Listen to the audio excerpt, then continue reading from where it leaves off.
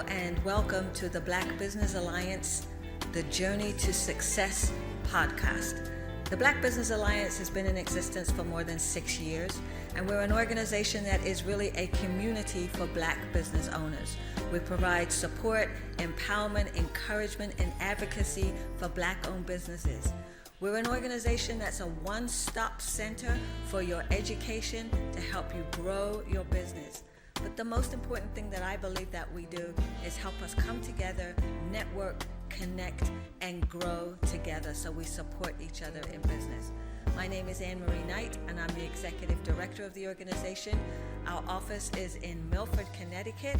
We have a new sub-office in New London, Connecticut, and we're pleased to have you with us.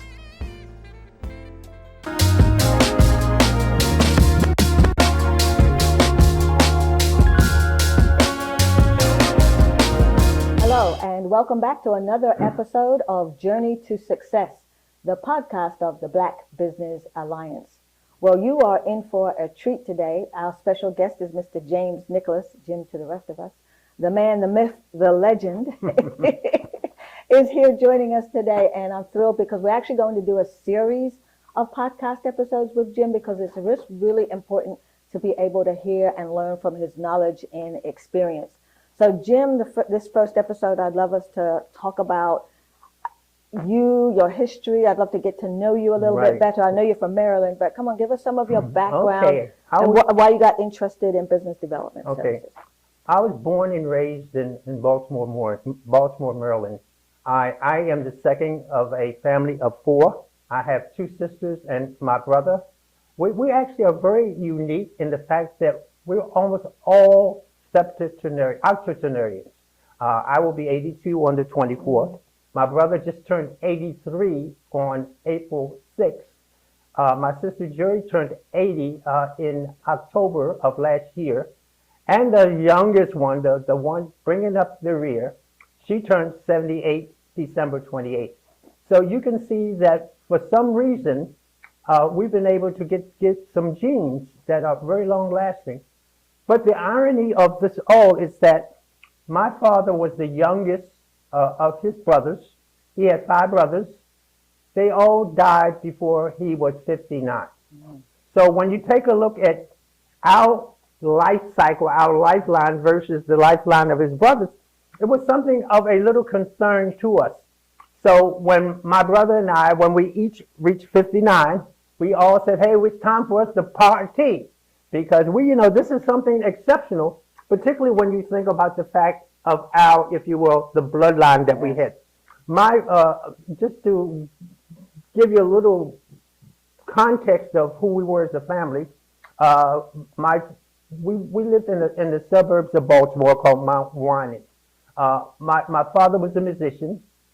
We lost our mother at 4, and then he remarried, and our mother, who we never called our stepmother, she was always our mother.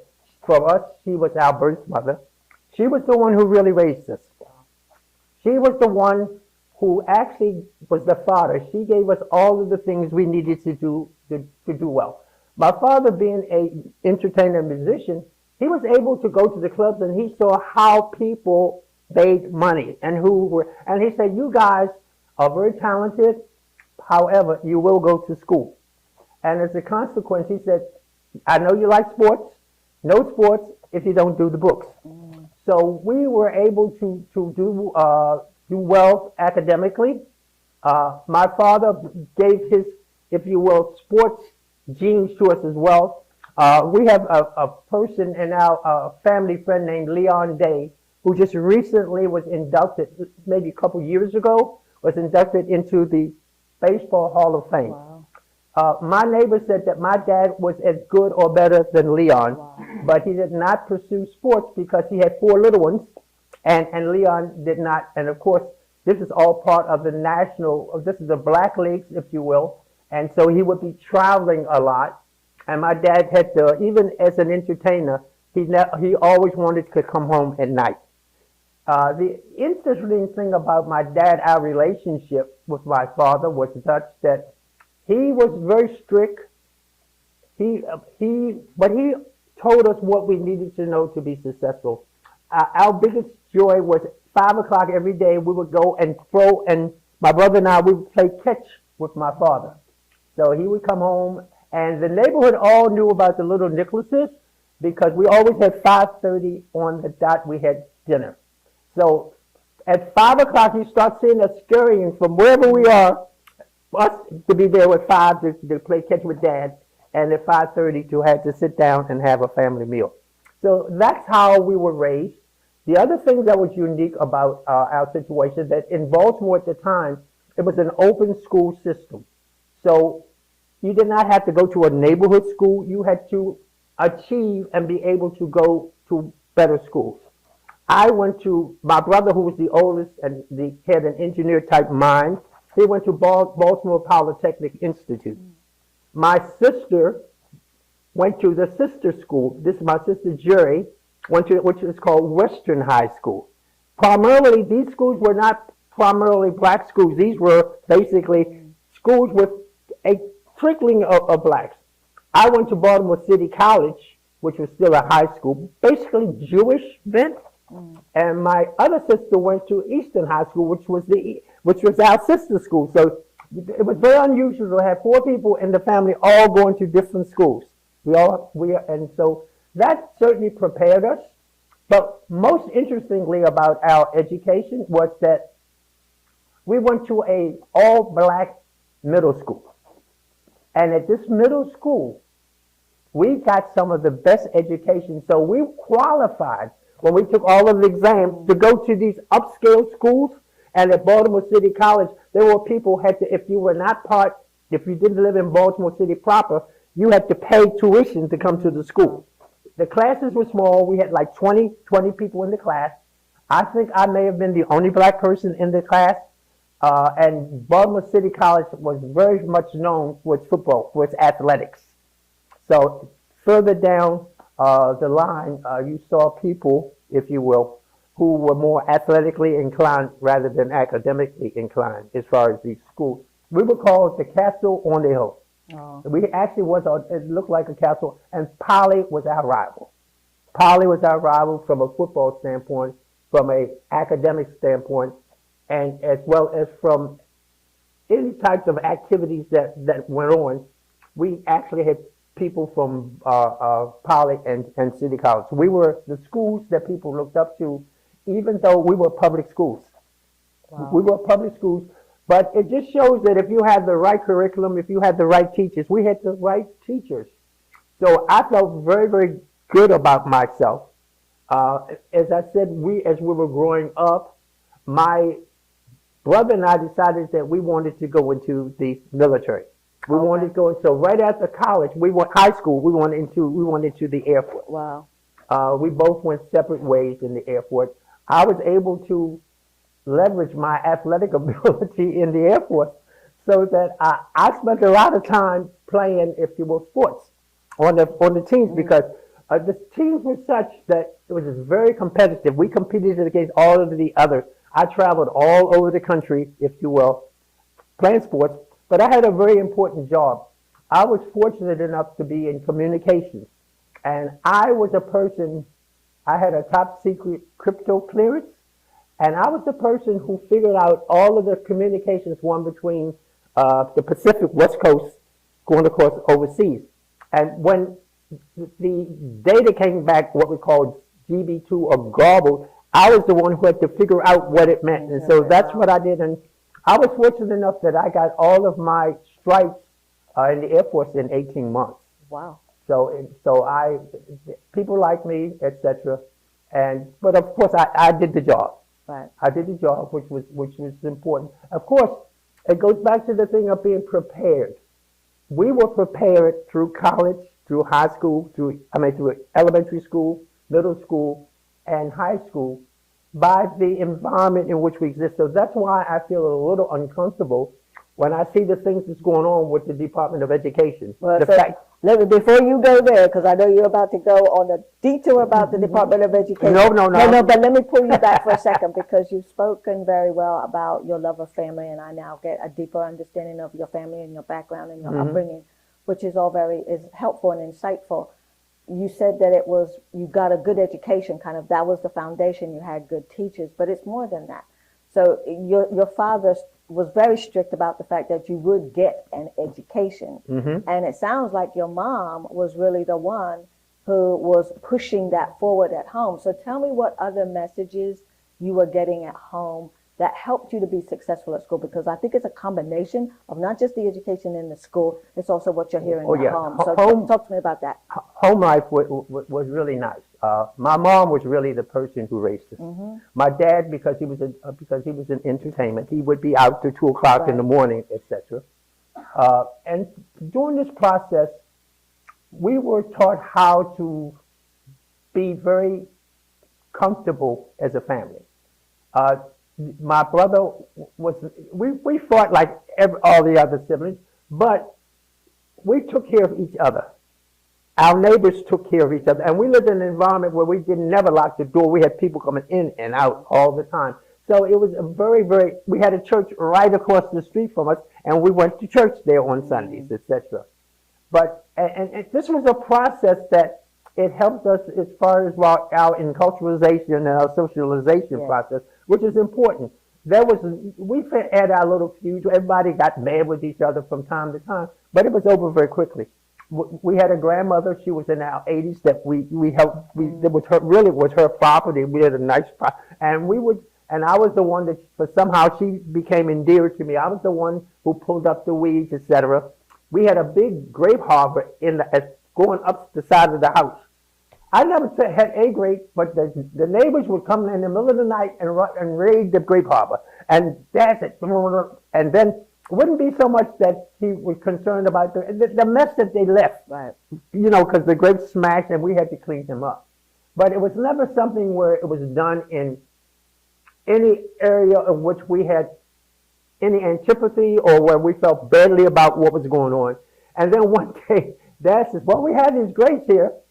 Let's see if we can make some grape wine. That's a great. So here we are with our shoes off, smashing these grapes.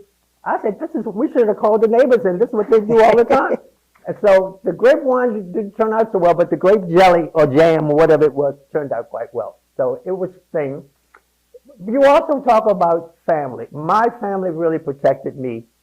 I was that one person in the family who always was in trouble. Who, as far as the house is concerned, breaking things, whatever. I had to sing. Not much has changed, Jim. Called Clumsy Claus. Most people fall down the steps. I used to fall up the steps all the time. I would go to the store to get milk or bread, and I would come back with I would throw the bread like it's a football. It would be all smashed up, and I would break the milk. At that time, milk was in bottles, Right. So I would come home with just the top. Or I would do other things, and my sister and brother took the fall for me because I was always the one being punished because of what happened. But as again, my mom was able to manage, steward everything we were doing. My brother had psoriasis on his hands, so he could not. We all had our chores. So we all would rotate. But his chore was, when it came time for him to wash the dishes, Mom would let him touch the dish. So we had to do, and he would just laugh and look at what because we were doing something but she said, don't worry, we're going to catch up with him. And when finally he was feeling better, boy, he had to pay the price. Wow. We laughed and taunted him, etc., because he had done that to us. But it was done in such a friendly way that it worked out real well. We had a dog that we liked, Sparkle, the Cocker Spaniel. Sparkle. So it was an environment that we were in that produced the socialization and enculturalization process from home life, working with our families Right. and our kids, That's right. as well as in the scholastic environment. I will tell a little story on there. I was telling you about my athletic prowess. I played semi-pro baseball, incidentally. I was a baseball player. I played football, and I could not play basketball. It was a situation when everyone would be out playing basketball, and they'd choose inside, and we'd have 5 already one team and 4 on the other, and I'm sitting on the sideline waiting to get called. They were waiting for some little kid to come over the hill so they could be number 5, and I could continue to sit on the bench. So I dealt with that because I knew I excelled in the other In sports. other areas. We also know basketball was not it. Right. So, and I played baseball on the city college Wow. baseball team as That's, well. you've got a lot of lessons there, and I can definitely see how your family and community and sports and education have all helped to kind of build your worldview and particularly your time in the service and the discipline. Tell us how your career progressed towards business in particular. Well, it was very interesting. I worked during the summer, or well, part of the job I had after I was going to college. I worked in the space agency for Bendix Field Engineering, which was a contractor to NASA. So I worked on NASA doing it as far as scientific exploration. Okay. I certainly was not a scientific or technical person. So my job was to take a look at the passes of our satellites, make sure that everything was in order, and then pass the information on to the scientists, if you will. However, there were times when the satellite got in trouble, and the people who were technical, who were supposed to solve it, they all were running from the problem. And old Jim had to go into the computers and stuff, figure out the problem, send out the command. So we're actually talking about something that's out in space. I had to send the right commands to it so that we did not, so that the data was not affected. We had something that would go around the Earth, and we would be able to collect 5 minutes and 38 seconds worth of. I remember that even to today about other tech. We also worked on, at the time while I was there at NASA, I was able to see the different launches because we were backups to Kennedy Space Center. Okay. So if something happened to Kennedy, it would come to NASA. So we would watch that, and we knew and saw things that was never reported on TV because we were right on top of it.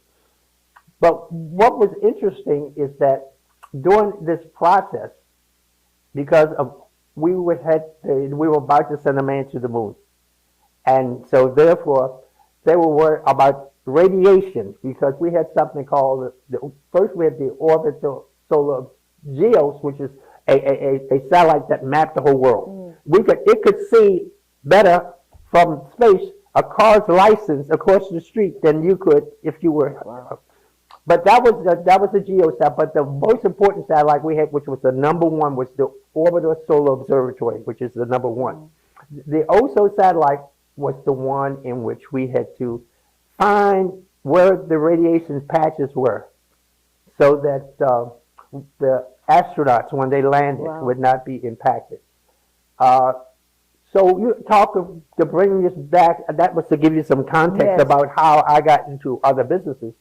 The people at NASA liked me so much that they began to say, Jim, you get ready. You're graduating from Morgan. What are you going to do? Because I was only doing this other job because I had 4 children. Right. Okay. Okay. 4? 3 children.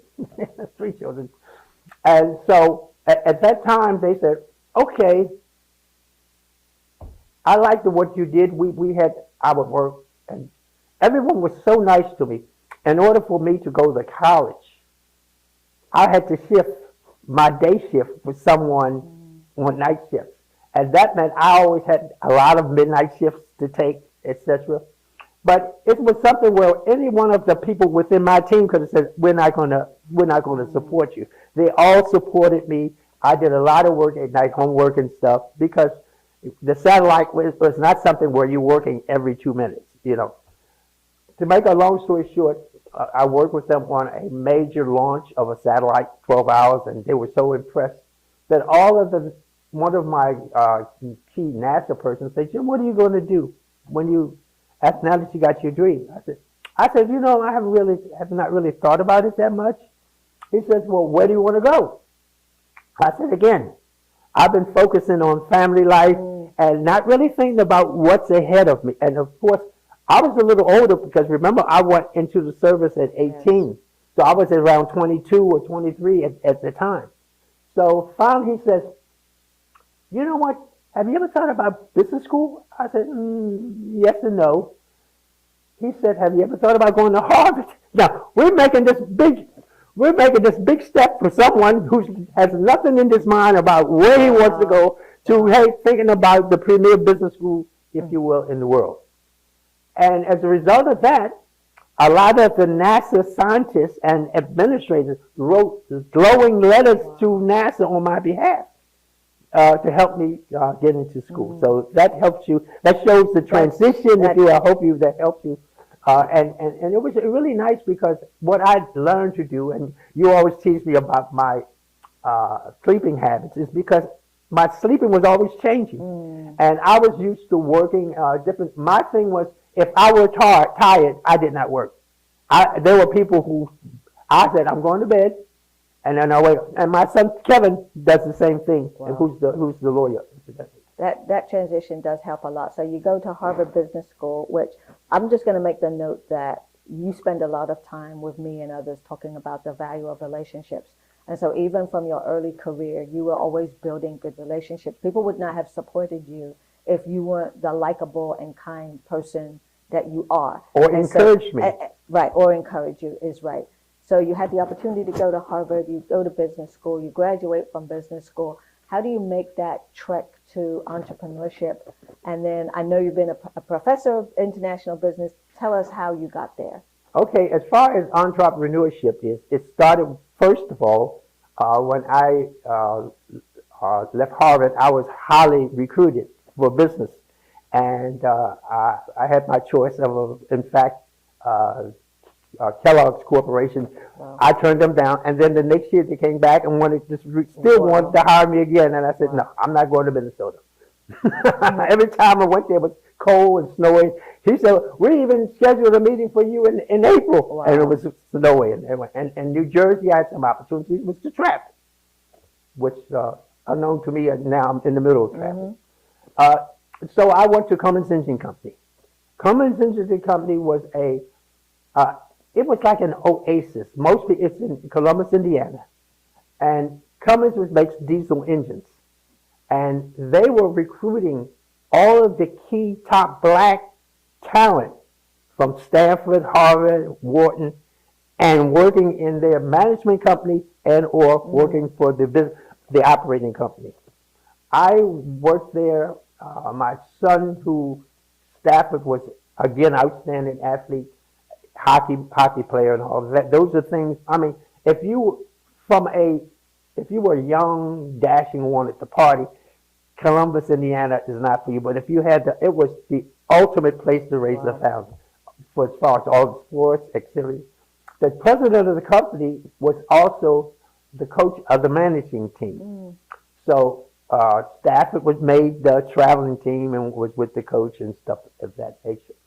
I worked first in business in strategic development for a key person who unfortunately killed himself because he did not pay attention, because at Cummins they allowed you to fly until they said, hey, we're not going to allow you to fly your own plane. Wow. And he came and hit a wire on the way down, killed him, and a couple other executives were coming, and they were not supposed to do it. But the Irwin Management Company paid for everything, and they could have not done that. Wow. That was my boss. So eventually I was asked to work for Ray Bohl. Ray Bohl was the second largest shareholder in Cummins. Wow. So I worked for Ray, and Ray loved me. I'm my office downstairs, Ray's upstairs. But Ray, well, I'm going to leave that alone. Ray and I worked very well together. Ray would call me. And Ray would get in trouble. And he'd say, I could always tell whether he was annoyed with me, because he instead of calling me Jimmy, he said, Nicholas. I'd have to run up to Ray. We'd talk about something. And then one day he said, Jim, if I get in the meeting and I act like I am a blank blank, you need to kick me. You need to get my attention. So he put all of that pressure on me, but he loved it because he knew that at this time I was young and very sharp, and he knew I could catch up with all of the different nonverbal things, and so the most interesting I did with Ray is that we were on the private plane going to a board of directors meeting, and the vice president of marketing sat on my left, Ray sat on the right, and Ray put me in the middle seat. This is a small plane, of course, and in fact the vice president of marketing eventually became president for one of the larger marketing companies in Germany. So anyway, all of a sudden the two of them started going at each other, and here I am sitting in this middle seat where they're throwing these bombs. The second largest shareholder, Wow. the vice president, throwing these bombs at see, these are interactions that we would not normally see that happen. Right. So we were sitting in that seat, and we were working. We had small companies, and I was helping Ray and Cummins to look at different opportunities, if you will, from a business development strategic planning standpoint, if you will, for the executives, because it was different. So Ray and that was an interesting for me to maintain as though I was not in the room while they acted up, if you will. Secondly, after that, I was being recruited to come east from Cummins, and I was eventually recruited by International Paper Company, who wanted me to run this international paper and plastics division. Wow. And it was kind of interesting. I was with the chairman of Cummins Engine Company that weekend because we were going to a hockey game, and I didn't want to say anything. And so when I came back that Monday, I let him know. He says, "I cannot believe that I was with you all weekend and you didn't tell me that you were going to leave." They were so nice to me. They made sure that I was well taken, because during this process I was being shuttled back and forth to New York and all that. And they were so nice to me that they made sure I was comfortable as far as the transition was concerned, coming back to New York. Wow. So that is how began my process of getting in the international. The fiber process for the global, the international piece was very small. My job was to build that, because International Paper Company is a huge paper company, Southern paper. Most of its plants were down south. And what we were trying to do is to increase the ability for them to sell their road product, which is the paper product, which was to be converted into other products. Okay. So the milk cartons, the cartons you use, all of that, if you will, were made out of a laminated product. Wow. And the interesting thing about it in the converting world, that product represented about 60 to 65% of the cost of the whole good. So it was important for them to move that. Sure. So that started my, if you will, my journey, if you will. That started my journey, if you will, into globalism and entrepreneurship. I don't want to sideline you for a second, but just take you off track just for a second, because I'm very much aware that some of the opportunities that you've had have been really directly related to the quality of the education that you've had. And so I'm actually going to ask your opinion about something, because lately there seems to be a lot of discussion, particularly for Black children, around the idea that you don't necessarily need to go to college. I know one of the things I grew up with was this idea that education is your ticket to everything, right? Education is important. And it does seem to feel that, particularly now in some of the schools, and maybe even in some of the homes, that the conversation is, well, you've got other skills, there are other things that you could do. And even when we talk about entrepreneurship, almost as if it's a pathway unto itself, that there is not so much the feeling that folks are encouraging people to get the education. If you back that up to the fact that education is expensive and people graduate and still come out with big bills and loans, I want to be able to balance that conversation. But what are your thoughts about how we should direct our young people today in this environment? There are so many other opportunities, but talk to me about what you think is the value, the true value of having an education, a formal education. Okay, number one, education is the foundation. Yeah. If you don't have a good foundation, I don't care how pretty the house looks, it's going to fall down. So you need to be able to learn all of the skills requisite to being successful.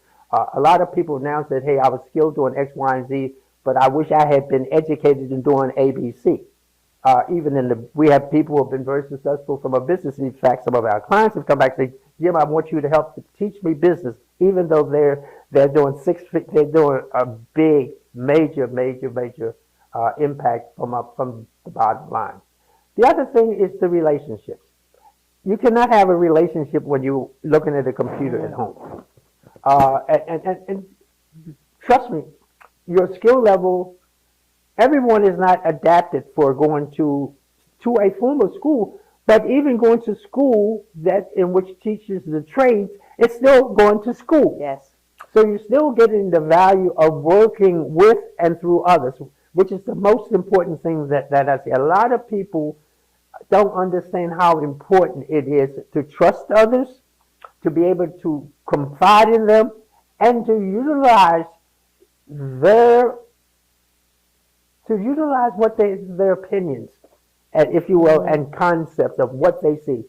Because a lot of times, because you're not skilled, you will maybe take a path that's going to take you, and you've expended a lot of time and money, and you still have not understood the basics of doing that. So I think it's important to understand the skills. But those skills become part of you and part of that equation. Absolutely. And you have to be able to figure out that equation. Absolutely. And I love the idea of, especially for those who are thinking about entrepreneurship, don't sidestep the actual step of getting that education, because it helps shortcut the time that you're spending as you're growing your business. I think that's important. So, Jim, you've worn many hats: consultant, professor, international business advisor. What would be some of your proudest moments, some of your personal accomplishments that you'd like to share with us? Okay.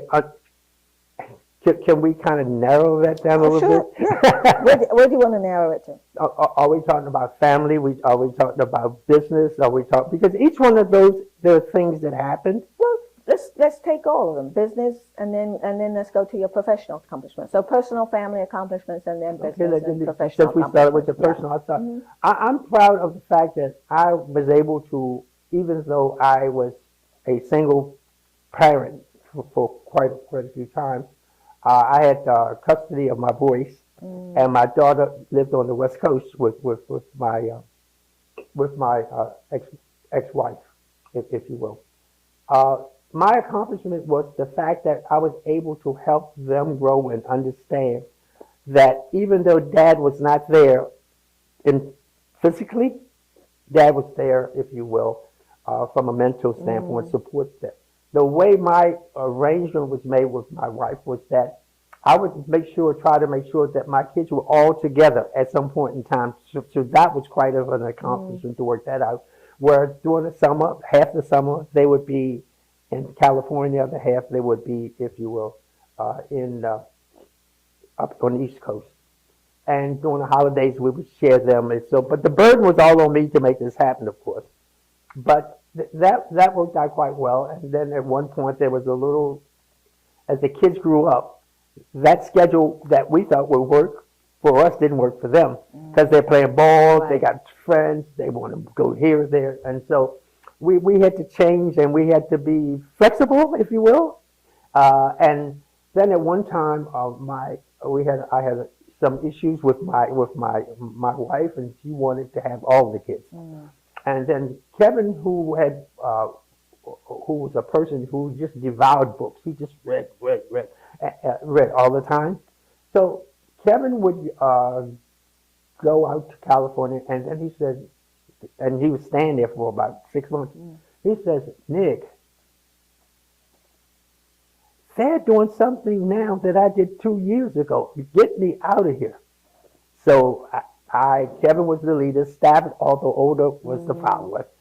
Stafford would have stayed. Stafford was so bright, it was unbelievable, but he had some real social issues.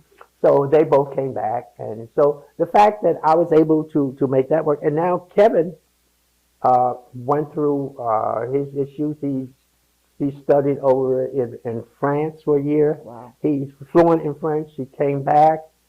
He went he went to Syracuse University. Then he went from Syracuse, if you will, to Washington Lee Law School. And the thing is, again, back to your relationship and the building blocks, because my lawyer happened to be a Washington Lee grad. And Kevin was so proud that he was talking to Mr. Rose, and he had this spreadsheet, me and spreadsheet, see, of all these colleges that he was interested in for to go to. And Kevin says, Mr. Rose, look at this. That's very impressive, Kevin. Where's Washington Lee? Well, Washington Lee, unbeknown to Kevin, was one of the top colleges that all of the key lawyers and judges matriculate from. And Kevin was so embarrassed. He says, I'm so sorry. Let me check it out. Well, Dick says, well, you check it out and get back to me. Dick was white, incidentally. And we were very, very close. And so Kevin came back and says, yes. He says, well, Kevin, you send in your documents. You see what happens. Dick had a friend at Washington Lee who was on the board of bringing in the incoming students. Kevin was accepted to Washington Lee's law school and came back and says, thank you, Mr. Rose. Mr. Dick said, did you get in yet? Oh, Kevin. He was forlorn. And while he was at Washington Lee, he did well. He won moot court, which is a big law thing. And he was in the paper saying he won $500. Remember, these are years ago. $500 was a lot of money to him. To any college student. To any college student, right? Yes. So they asked him in the paper, what was the best thing about winning moot court? Kevin said the money. That's honest. So the fact that he was able to gravitate and grow with my help, of course, and he and I fought a lot because he didn't want to come back from France. And Delma. Delma was really, she was the angel for Kevin. I didn't realize the strength of their relationship until after she passed. Wow. But when you start seeing and finding things, etc. Yes. But Kevin now has grown up to be a financial partner in a major law firm of over 700 lawyers. Congratulations. And so he's doing very well, and he's a litigator. And he always likes to argue. So that's what he does. He argues. He has a team, and he's so. I mean, the fact that he was raised so well, and it was the interesting thing about relationships and family. Whatever Kevin got that he liked, I knew within a certain period of time it would come to me. He said, well, if I liked it, Dad, I know you're going to like it. You see him, the sports, all the photo of us going together. So he's a person, to me, that's a family. Not that I'm discounting the others, Right. because the others have done very well. And then, of course, my granddaughter, Candace, who is doing very, very well from the entertainment standpoint. And she's having on the 19th, she's having her 5th one-woman show. That's amazing. And she's been able to be connected to some major players in, if you will, in the industry in California. That's wonderful. So that's from a family standpoint. The next standpoint you want to be A professional. What would be just maybe one professional accomplishment that comes to mind? well, the professional accomplishment, of course, was going and graduating from the business school, being, professionally, I think that was important. But that just laid the foundation, if you will. But the professional things that I have done is to work within the community and to work and help other people and other businesses. I think that's a passion for me. I like to see that light go off. Yeah. When people say, "Oh, I got it," I know everyone.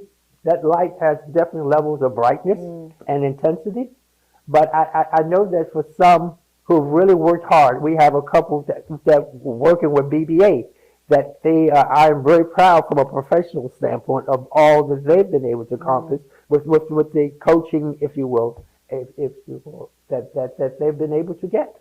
And so just having those people that can call you up. I have people who still call me. I'm from Africa, and I'm trying to keep the international stuff away.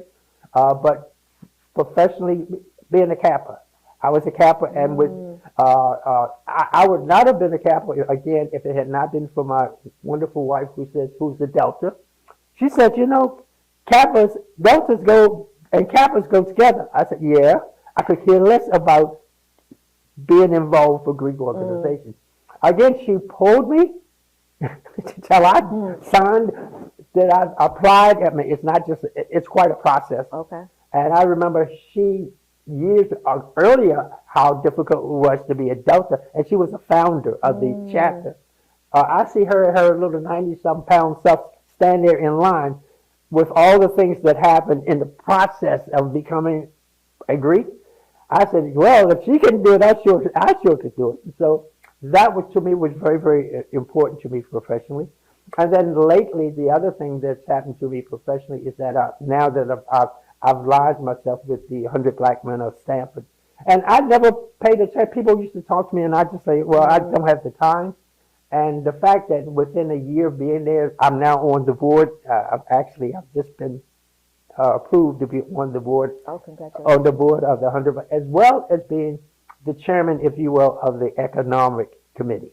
That's quite. So professionally, I think that's well, and how they work with the children, and the profession. I think the other thing that's good is being in a relationship that we have with the Black Men and BBA. The fact that I can work, if you will, to help to pair them together, because there are things that we could do to help expand and extend the things that they're doing, as well as working with the Kappas. Right. I mean, the timing is right for that. The timing is right. It's important to have people in the right post, the right positions, and you're in the right place to be able to help that come along. And professionally with the Kappas, I was able to become a POMARC, which is the head within 1 year of being with the Kappas. So I was quick out the box, it appears. Well, I want to get one more thing in that I think is important before we have to close today. And I mean, you and I have cemented our relationship over the past 5 years since I've been at the Black Business Alliance, but you were there at BBA before my time, and maybe did I know you a year or two maybe before I actually officially came on board that you were doing 1 year, the technical assistance, you were the technical assistance lead. So you've been coaching, doing technical assistance, supporting Black-owned businesses for a long time and way before, I'm sure, even with the Black Business Alliance. So mentorship is a critical thing. How has mentorship been cemented in your life? And then why is that important for you to give back as well? Number one, I had mentors around the world. Just the success I've had international is because of mentoring, and particularly a person who mentored me in Korea, who said, Jim, I'm going to teach you Korean marketing. Wow. Which is something really spicy, or the things that I learned in Japan when Kita-san say, Jim, I'm going to show you X, Y, and Z. It's the little thing all about culture. So understanding how they mentored me, it wasn't like I had the technical assistance. I had all the business skills. Right. I didn't have all the cultural orientation or understanding. So they were coaching, not only mentoring me, but also coaching me. Yes. So we went through the whole gamut. I already had the TA part, but then we went from TA, if you will, to mentoring to coaching. And those were the three elements that I thought carried me throughout all of the countries, because every country was different. And I thought that was important to me from a lesson standpoint. And as I had mentioned to you, one of the things I thought was an asset of having me work with the BBA is the fact that I can bring these things that I have learned and bring them down and talk to people in such a way so that they understand the level of responsibility, how you work with and through others, and just don't throw it away. I mean, if you have someone who's mentoring you, taking the time to help to mentor or coach you, then you really need to be in a position that you say, okay, you don't have to accept. Right. But my problem that I found with some mentors, and not to get off track, but bring it back to me, is that they have multiple people who are telling things to them, and they all contrast. They conflict each other. So when you're looking at a person who has gotten good advice, and then some person who has never been there, done that, says, I read this in the book, I heard this, Right. and now all of a sudden they've spoiled. It's like coffee in which you put milk in it and it curdles. Right. Now the coffee's no good. No, I hear you. I mean, there's a good book that talks about having wise counsel, right? And so it is trying to find the right type of counselors, the right mentors for you in your business, and it is that posture of being willing to sit back and learn and accept if somebody's trying to correct. That's an important part of that mentorship relationship. So I would like to just say thank you, Professor Nicholas, in my May I formal make way. one more Go comment? ahead. Tim. You know me, I have to have We've it. got to have the last But one. the, Go ahead, Jim. the mentoring is two-way.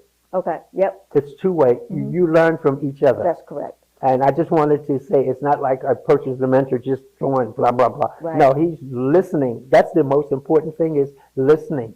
Once you understand what is being said and what the needs are, then the needs might be psychological, emotionally, not necessarily business. Correct. That's get standing in the way. So, That's it. sorry. That's okay. So thank you for that, Jim. I appreciate spending the time with you today. Hopefully you folks have learned some things today, and we're going to continue this series, as I've said.